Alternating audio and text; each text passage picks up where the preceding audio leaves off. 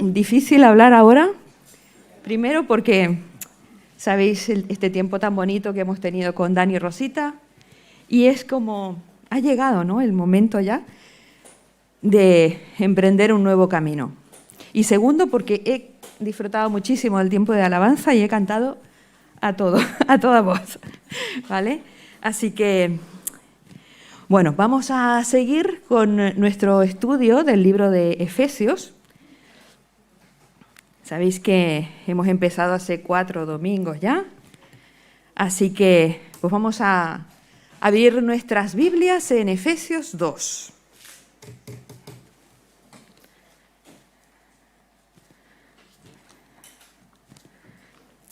Antes que nada, hacemos un repaso súper rápido. Y yo he puesto, en vez de carta a los Efesios, a ver quién sabe por qué, he puesto carta a los santos y fieles en Cristo.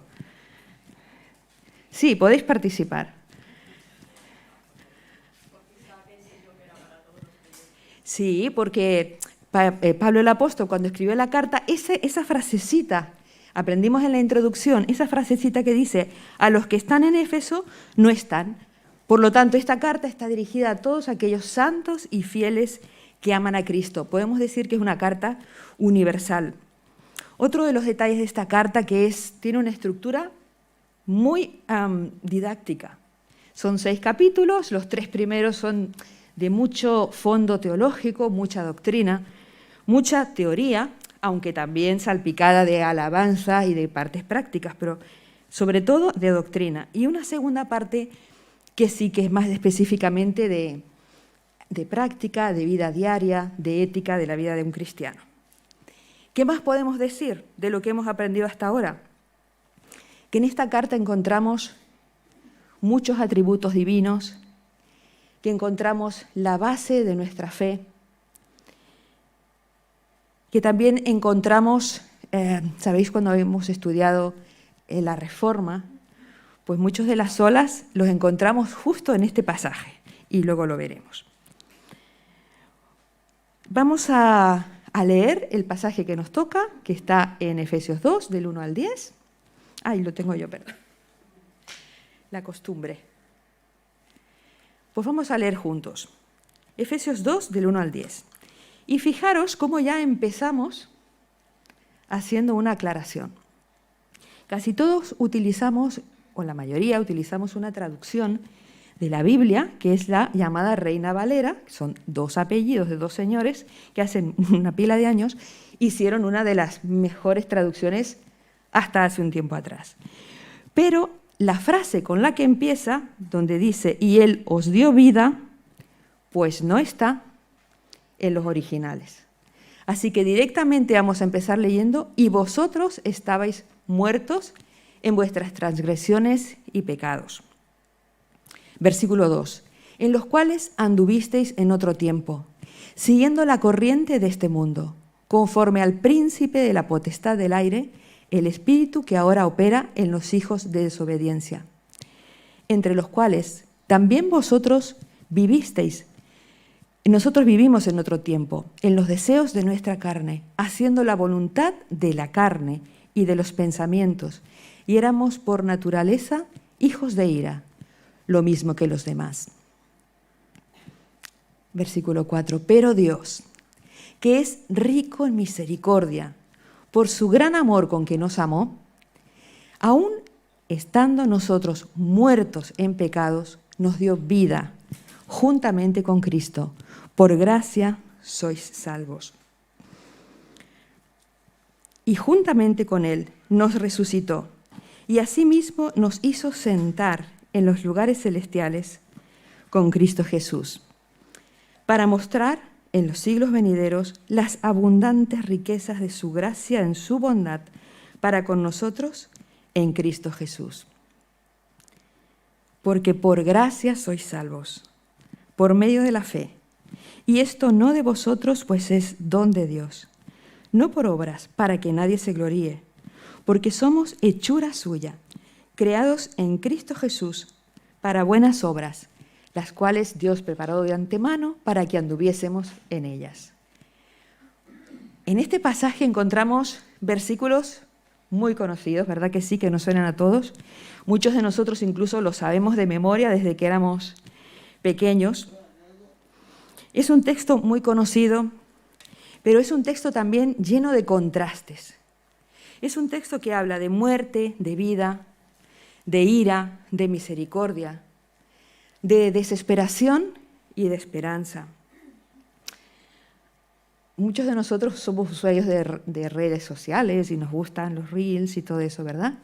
¿A quién no le gusta los reels de antes y después? ¿O cómo cambia una cosa de antes a ahora?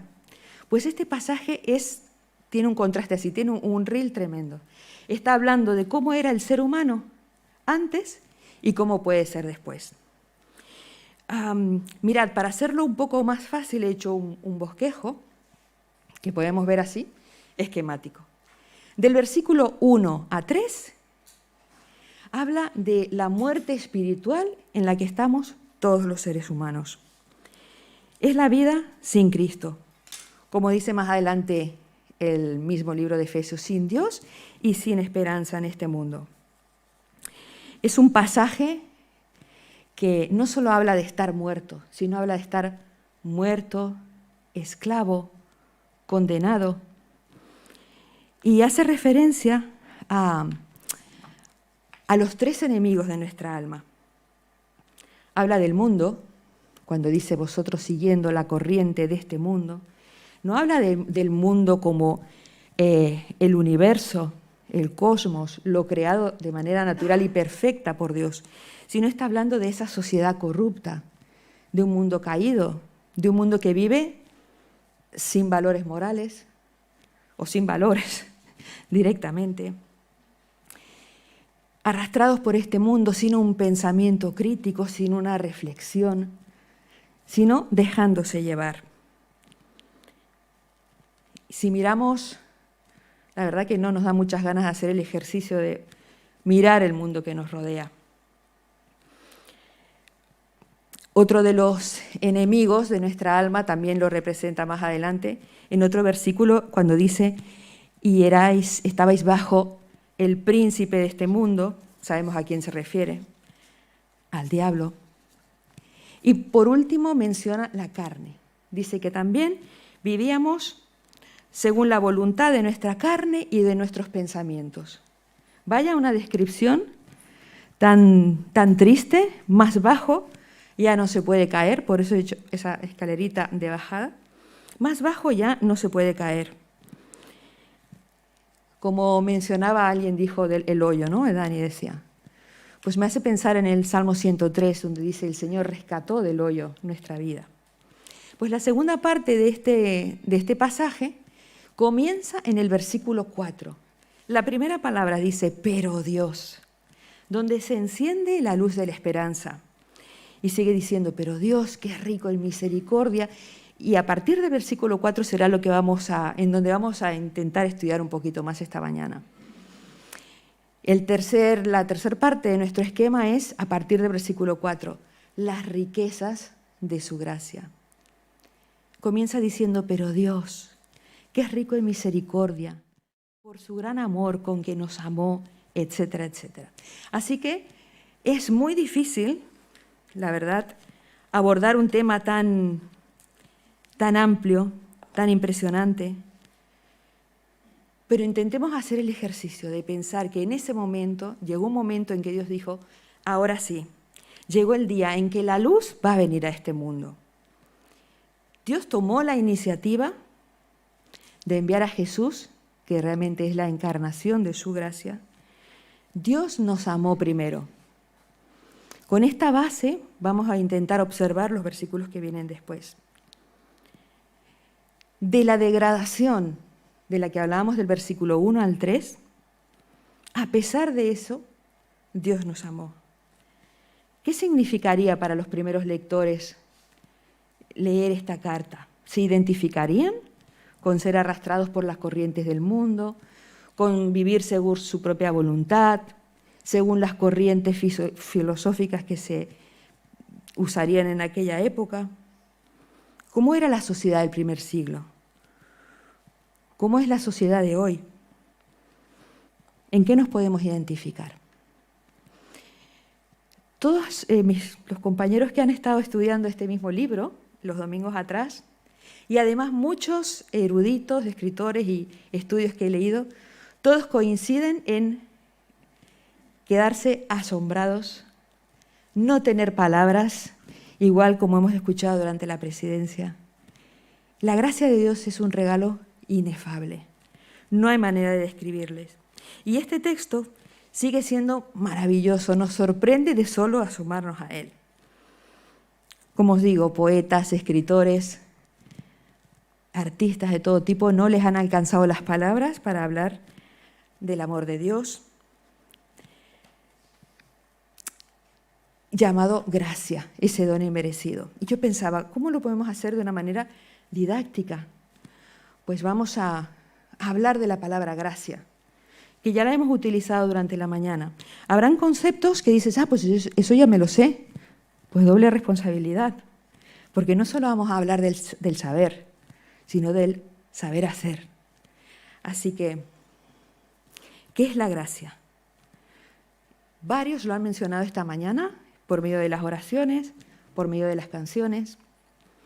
La gracia es un regalo. Pero una de las características del regalo es que quien lo recibe no lo merece. Es un don inmerecido. La gracia es gratuita para nosotros, pero costó mucho a Jesús. La gracia es un regalo para las personas que son indignas de ser amadas. En el cuadro que nos presenta Efesios, personas depravadas, sin afecto natural, personas sin amor por los demás, también fueron amadas por Dios. Y ese amor llega hasta nuestro tiempo también. Es el mismo amor. No hay nada que nosotros podamos hacer para merecer ese amor que fue derramado un día por nosotros. Y si miramos el versículo a partir del 4, les invito a mirarlo, donde dice, Dios es rico en misericordia. Misericordia es tener piedad del que sufre. No solo tuvo misericordia, y fijaros cómo el versículo empieza a abundar, a causa del gran amor con que nos amó, misericordia, gran amor, bondad. Este regalo, aparte de inmerecido, no era su obligación acercarlo a nosotros. Dios nos da este regalo, y dice el pasaje, porque quiso, por el puro afecto de su voluntad, que nos habla de ser soberano, como también hemos aprendido, pero sobre todo nos habla de su bondad, porque Dios es bueno, bueno en gran manera. Cuando estudiamos, hay tantos pasajes que que nos pueden enriquecer este estudio, pero no podríamos avanzar nunca, porque la verdad que la Biblia es la historia de la gracia de Dios. La Biblia es la historia de un Dios perfecto, santo, eterno, que se acercó a nosotros, finitos, impuros y que no merecíamos su amor. Pues esa es la gracia que salva. ¿Podremos recordarnos para siempre entonces que la gracia es un regalo inmerecido, a pesar de nosotros? Con la R vamos a aprender o vamos a recordar lo que ya sabemos, que solamente se puede manifestar a través de Cristo. Hemos estudiado y sabemos que la gracia de Dios tiene múltiples formas, por eso puse ahí como a modo de ilustración una especie de diamante. Hay tantas caras que hoy, si acaso, nos podemos asomar a una de las glorias de la riqueza de su gracia y tampoco terminaríamos. Pero lo que sí es una verdad y es la base de nuestra fe, que solo se manifiesta en Cristo. En el versículo 5, vida con Cristo. En el 6, resurrección con Cristo. En el 7, en Cristo, para mostrar a las edades venideras las superabundantes riquezas de su gracia por su bondad hacia nosotros en Cristo. Versículo 10, porque somos hechura suya, creados en Cristo. Nada tiene sentido fuera de Él. Primero, que no hay nada que nosotros podríamos haber hecho. Segundo, que todo fue hecho por Dios. Él dio el primer paso y aparte dio el paso perfecto. Dice la Escritura que solo hay un Dios y solo hay un mediador. Voy a volver atrás, aquí, donde esa flecha baja del cielo, la luz de la esperanza. Solo había un camino, Jesucristo, que dice: yo soy el camino, yo soy la vida, yo soy la verdad. No había otra forma de poder hacer las paces con Él. Manifestada su gracia solo en Cristo. También nos hace pensar un poquito esto, ¿no? Una vida antes de Cristo y después de Cristo. Cristo, el poder y la sabiduría de Dios. Hay una canción que dice: solo Cristo, es que no hay nada fuera de Él. ¿Podemos recordar que la gracia es un regalo inmerecido? ¿Podremos recordar que solo y exclusivamente se manifiesta en, con y por Cristo? ¿Hasta aquí? Bien. Pero, ¿cómo podemos estirar nuestra mano para que esta gracia sea nuestra o podamos disfrutar de esta gracia? ¿Qué dice el pasaje? Que es por la fe. La gracia es el regalo que Dios nos da, pero la fe es la confianza en creer a esa palabra, de creer que realmente Jesús es el único y el suficiente Salvador. Es recibirle por fe. Creo y confío en Dios, en su palabra, en su amor. Lo acepto, porque por mí mismo no tengo la más mínima posibilidad ni de redención, ni de salirme de la corriente que me va a seguir arrastrando, ni dejar de ser esclavo de la ira, como decían los primeros capítulos, ni de vivir conforme a mis necesidades, y no solamente las necesidades físicas, sino nuestra depravación también intelectual, también emocional y también interpersonal, de no saber tratarnos los unos a los otros, de no saber respetarnos, amarnos, poner al otro en primer lugar. Y si estas relaciones las vamos subiendo de escala, pues llegamos hasta hechos tan tristes y terribles que están pasando como hoy. Solo por la fe. La tercera letra, la A, la vamos a aprovechar para recordar que la gracia de Dios, entre tantas otras cosas, una de las primeras cosas que nos da es vida. Nos da vida nueva. Versículo 4, Dios, que es rico en misericordia, a causa de su gran amor, etcétera, etcétera. Y aquí encontramos la idea principal de estos 10 versículos. Él nos dio vida. Todo lo demás adquiere sentido cuando somos renacidos en Él, cuando hemos nacido de nuevo, cuando somos una nueva criatura. Si no, se quedaría en buenas intenciones o en buenas ideas, ¿no? La gracia de Dios nos da vida nueva, juntamente con Cristo. Y fijaros que hay una frase que se repite 2 veces, que es: por gracia sois salvos. Salvos de todo lo que decía antes, salvos de la muerte, la esclavitud, la condenación, salvos. Tenemos una nueva vida. ¿Cuántos de nosotros alguna vez nos hemos dicho: ay, si tuviera otra oportunidad? O igual no nosotros, pero conocemos gente, ¿no? Que si yo hubiese. ¿Querríamos cambiar cosas del pasado que ya es imposible cambiar? Pues la buena noticia es que la gracia de Dios es suficiente para que a partir de hoy tengas una nueva vida en Cristo. Recibirlo por fe. Y lo más grande de todo es que este acto de amor es unilateral, partió de Él. Lo que yo tengo que hacer es creer por la fe. Estábamos hablando de la vida. Y como decía antes, Jesucristo mismo es la vida. En otro lugar de la Escritura dice que conocerle a Él es tener vida eterna, que conocerle a Él es tener vida abundante. Tener vida nueva por su gracia es ser partícipes de esa nueva naturaleza renacida. Es experimentar en nuestra vida ese poder que levantó a Jesús de los muertos.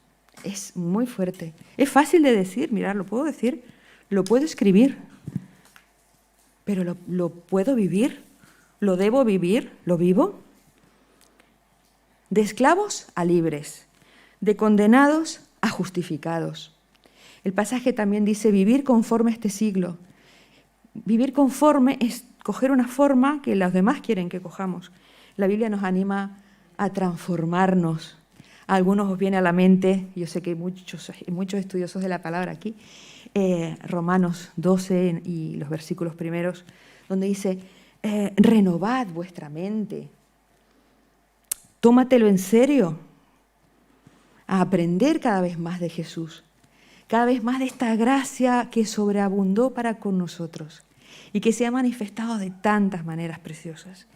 Él nos da vida y aparte no nos da una vida vivo, respiro y ya está. Se preocupa que tengamos una vida integral en todas las áreas. Permitirme un segundo.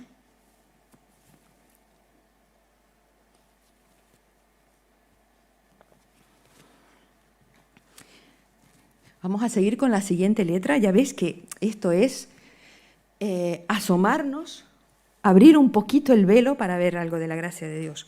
Aprovechemos la letra C, porque el pasaje sigue diciendo, versículo 5, versículo 6, y juntamente con Cristo nos resucitó. ¿Pero acaso tener vida no es resucitar también? Pues la Escritura se toma el trabajo, o el Espíritu Santo se tomó la faena de inspirar 2 veces esta frase al apóstol Pablo. Juntamente con Cristo nos resucitó y además nos hizo sentar en los lugares celestiales. Esto nos da una idea no solo de nueva vida, sino una vida de victoria. Y fijaros que el hecho de decir que estamos sentados con Él en lugares espirituales nos habla de una nueva identidad. No cualquiera se sienta en un trono, no cualquiera ocupa un lugar de preeminencia en un reino. Nos da nueva vida, nos resucita, nos libera del pecado, de la esclavitud y además nos da una identidad. Temas que han descubierto o trabajado o tratado la psicología en los últimos años ya estaba reflejado aquí. Es la respuesta a las necesidades básicas del alma humana, la seguridad, un sentido, un propósito para la vida. Sentados a su lado, adoptados como hijos suyos, como vimos el domingo pasado, herederos de Él, como vimos hace 2 domingos. Es tan grande lo que la gracia hace por nosotros. Y aprovechando la letra I, bueno, un poquito lo he dicho ahora, en el sentido de tener una vida con propósito, y no es por un libro, que justo tiene el mismo título, pero no, es tener una vida que tiene un sentido, porque dice más adelante en el versículo 10, en el 7 mismo, al final, dice, para mostrar a las edades venideras las superabundantes, me gusta cuando utiliza estos superadjetivos, ¿no? Porque ya no le quedan, estas superabundantes riquezas de su gracia por su bondad hacia nosotros en Cristo Jesús. ¡Qué fuerte! O sea, por medio de la gracia de Dios también nos convertimos en evidencias vivientes de que Dios ha sido bueno con nosotros. Efesios en el principio también dice que hemos sido creados para alabanza de la gloria de su gracia. ¿Acaso alguien me puede ver mi vida o la tuya y decir, oh, gloria al Señor por tu vida? Alabo al Señor por lo que está haciendo contigo. Pues la verdad que hemos tenido muchos casos así. Y gloria al Señor por cómo en vuestras vidas se ha manifestado la gracia que restaura, consuela o da fuerzas para seguir adelante. Una vida que tiene un sentido, no solo para el presente, sino también para la eternidad. Y me encanta el último versículo, el versículo 10, cuando dice que somos hechura suya. Aquí ya está hablando de que seamos una evidencia de su bondad. Pero el versículo 10 además dice que somos hechura suya. Porque somos hechura suya, creados en Cristo Jesús para buenas obras. Pues leyendo un poquito, investigando cómo era el texto en el original. Tampoco sé mucho de esto, pero me encanta saber un poquito más, cada vez un poco más. Y resulta, mirad qué bonito, que la palabra hechura en griego es la palabra poema, o muy similar a la palabra poema, es la misma idea, de una creación artística, de algo hecho con mimo, con ganas y con intencionalidad. Porque soy su poema. Oh, me encanta. Los que nos gusta, bueno, a todos nos gustará leer, pero a quien nos gusta pues algún poeta, algún otro poeta o algún escritor o un altra, o que nos gusta también las obras pictóricas, nos gustan los cuadros, pues muchas veces podemos saber, pues ese cuadro me parece que es de fulano, ¿verdad? Lo distinguimos, porque la obra de arte, ¿de quién habla? Del autor. La obra de arte habla del artista. Qué bonito que el Espíritu Santo haya dicho, Pablo, pon poema. Porque da una dimensión totalmente diferente a ser una criatura, que es fantástico y una maravilla ser una criatura de Dios, pero además ser una obra de arte. ¡Wow! Porque somos su obra de arte, creados en Cristo Jesús, con un propósito, buenas obras, que Él ya preparó de antemano. No tenemos que inventar nada, tenemos que vivir la vida de su manito, de su mano, en agradecimiento, como hemos cantado esta mañana. Gracias por la gracia. Gracias por lo que hiciste en mí. Ojalá mi vida inspire a los demás alabanzas a ti. Ojalá quien me vea en los siglos venideros o lea de mí pueda decir gloria al Señor. Hay un escritor que escribió hace casi 400 años sobre la gracia. La gracia lo tenía impactadísimo, ¿vale? Jan Bunyan o Juan Bunyan. Yo lo sabía como Juan Bunyan. El autor de El progreso del peregrino, ¿a qué os suena? ¿Vale? Pues su libro se llama Gracia abundante para el mayor de los pecadores. Gracia abundante. Gracia que se derrama, como nos enseñaba Dani hace unos domingos. Gracia que no podemos contenerla en cada uno de nosotros. Por eso somos un cuerpo, el cuerpo de Cristo. Somos su poema. Cristo muerto, resucitado, exaltado. Nosotros muertos, resucitados y exaltados con Él y para Él, para andar como Él anduvo, para dar gracias con nuestra propia vida, para vivir agradecidos. Y cuando no puedes, porque no podremos, el Señor nos dice, bástate mi gracia. Pero wow, me queda una letra. ¿Y ahora qué hacemos? Se me ha acabado el pasaje. ¿Qué podemos hacer?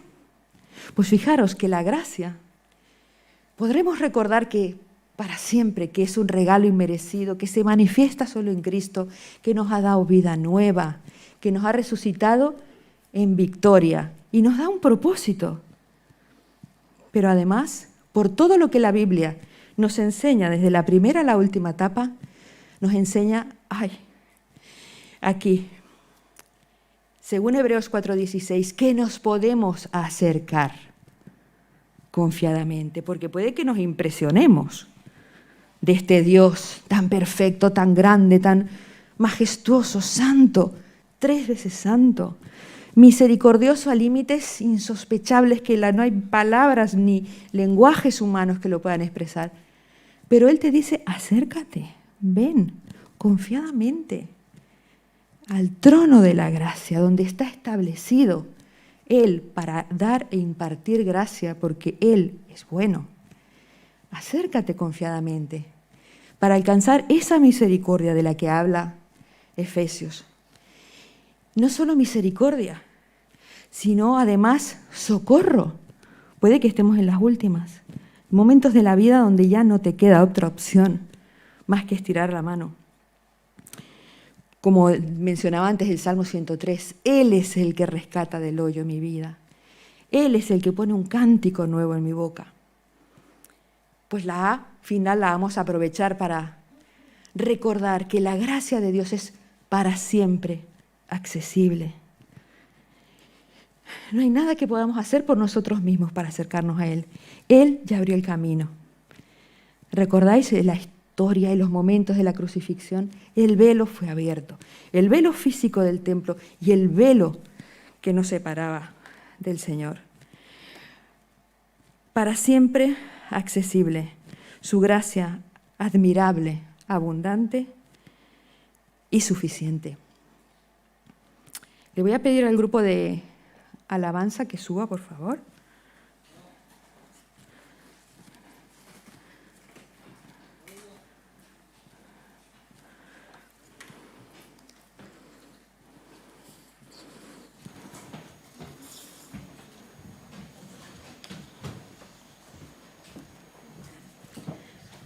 Después de todo lo que Dios ha hecho por nosotros, después de esa gracia admirable manifestada en Cristo, que nos ha dado, y sí, se me nota la vena educativa, ¿no?, de repetir y repetir, pero es que vamos a cerrar los ojos y vamos a escuchar esta oración. Puede ser que las primeras estrofas no las cantes, porque hay que ser consecuente. Pero bendito sea el Señor, que nos da la posibilidad de acercarnos confiadamente a su gracia. Aquí estoy, dice la canción. Te necesito. Señor, te necesito. Soy tuya. Mi alma quiere adorarte hasta el fin. ¿Has sido perdonado? ¿Te has acercado al Señor con fe? Sus brazos están abiertos. Ojalá este sea el primer día del resto de tu nueva vida en Cristo. Bendito sea el Señor. Que el Señor nos bendiga.